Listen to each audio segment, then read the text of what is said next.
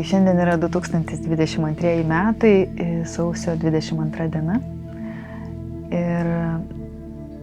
Ir šiandien yra patyriminės anatomijos instaliacijos kaip viduje, taip ir išorėje uždarimas.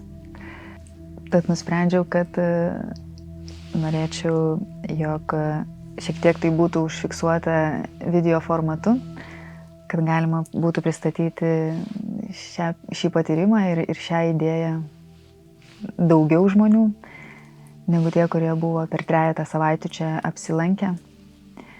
Studijuodama integruojančios darbo su kūnu ir judesio terapijos discipliną, būtent kraujotakos sistemoje, man nutiko suvokimas ir patyrimas, jog mano kraujo sistema, tai kraujagyslės, veninės ir arterinės, jos atitinka gamtoje tekančius vandenis, upės ir vandenynus, taip kaip daužosi širdis.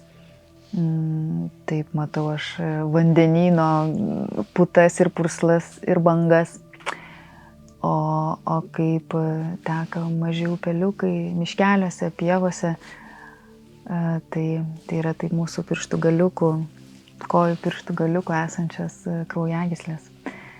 Ir aš iki dabar esu su tuo klausimu, tai vis tik tai kas yra kieno kopija, ar žmogus gamtos, ar gamta žmogaus. Ir man labai yra pažįstamas gilus nerimas dėl kažko, net neaišku dėl ko.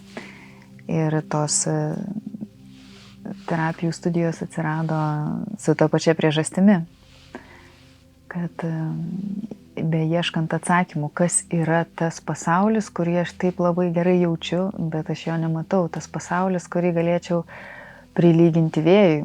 Jisai pučia, matomi jo padariniai, bet jis pats plika akimi nematomas, jis neapčiuopiamas, bet labai aiškiai veikiantis ir juntantis, ypatingai nuo to, kokio jis yra stiprumo. Ir tuomet man kilo mintis, klausantis somatinės meditacijas iš dėstytojų, kad aš jaučiuosi būdama namie, kada mane veda per stebėjimą pojūčių ir visų savo dėmesių būti ne tik galvoje, bet ir visame kūne, aš pajuntu visišką beribybę ir tada mano ir mintim, ir mano nerimui, ir kažkokiam kitom emocijom, viskam tiek atsiranda daug vietos ir aš taip aiškiai jaučiu, kad aš sėdžiu šiuo atveju ant šiaudų ir tada man nebekyla tuo momentu kažkokios frustracijos ir visas šitas patyrimas buvo kaip tas wow momentas, kad jeigu man taip yra po didelių ieškojimų nuo psichologijos, ezoterikos, ateinant iki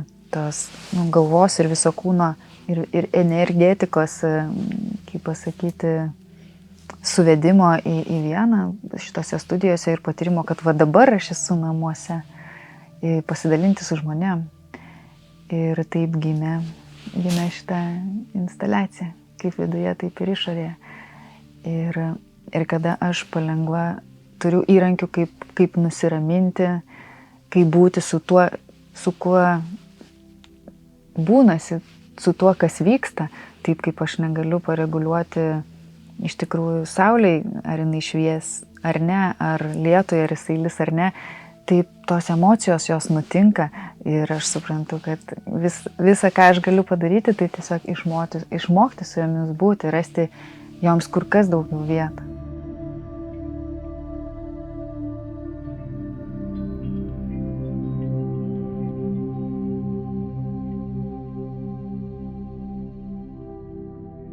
Iš pradžių buvo labai didelė mintis daryti tai aukščiausiom technologijom, bet gyvenimas vedė į paprastumą apie tai, kaip ir gamtoje viskas yra paprasta.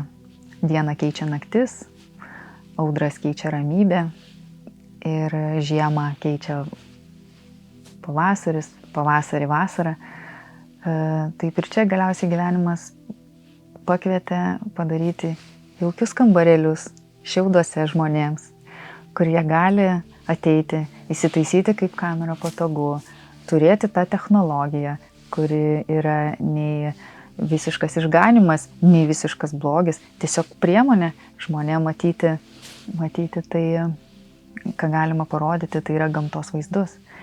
Šiuo atveju, jeigu tai yra kraujotaka, tai bus vandenis, jeigu tai yra oda, tai kaip paviršių žemės. Čia yra kalnas, čia yra kažkokie krateriai, čia yra miškai. Ateina žmogus, jisai užsideda ausines, jisai įsijungia kokią nori sistemą klausyti, ar kraujotakos ar odos, įsitaiso patogiai, pajaučia, kaip jam yra geriausia ant tų šiaudų ir seka, kas yra kalbama per ausines, jis yra kviečiamas stebėti savo kūno sistemą, savo kvėpavimą, tuo pačiu savo mintis, emocijas ir taip ieškoti viskam vietos šiuo metu ir stebėti vaizdus. Ir galbūt irgi žmogus nutiks ir susitiks tą patyrimą, kad kūnas tai kaip gamtos replika ar gamta kaip kūnas ir galbūt išėjęs iš tos galerijos, pamatęs vandenį, sustojęs, susijungęs su kvėpavimu savo, nusileidęs iš galvos į kūną, į savo stebėjimą, į savo dėmesį ir kartu žiūrėdamas tą vandens tekėjimą, jis galbūt pajaus savyje tas tekančias kraujagyslės, kurios vienos teka į viršų, kitos į apačią ir ten atskiras pasaulis, nuolatinis judėjimas ir gyvybė, širdies pulsacija. Ir aš pačiai linkiu savo nuolatos tai prisiminti, patirti, visų tuo spinduliuoti. Ir šitą instaliaciją, kurią aš matau kaip vystymą toliau ir nešti tai žmonėm, kiek tai yra įdomu, nes tų sistemų kūno yra daug. Tai galima dar jų pridaryti daugiau, kad žmogus vis daugiau savo sistemų pažintų. Ir turėtų pats savo įrankį, kad aš esu namie, plaudamas indus, vairuodamas automobilį, aš visą laiką esu namie. Tai šis video yra skirtas tam, kad pristatyti šitą projektą, kur yra kol kas jo užuomina, kur jo startas nutiko sausio 6 dieną 2022 metais Užupio meno inkubatoriui, tie, kurie pirmiausiai patikėjo ir leido materializuoti šitą idėją. Ir visi tie, kurie yra šitame kelyje kartu su manim, prieš mane. Taip kaip diena ir naktis sudaro vieną, taip ir už ir prieš sudaro vieną. Tad viliuosi ir tikiu, kad keliausiu toliau.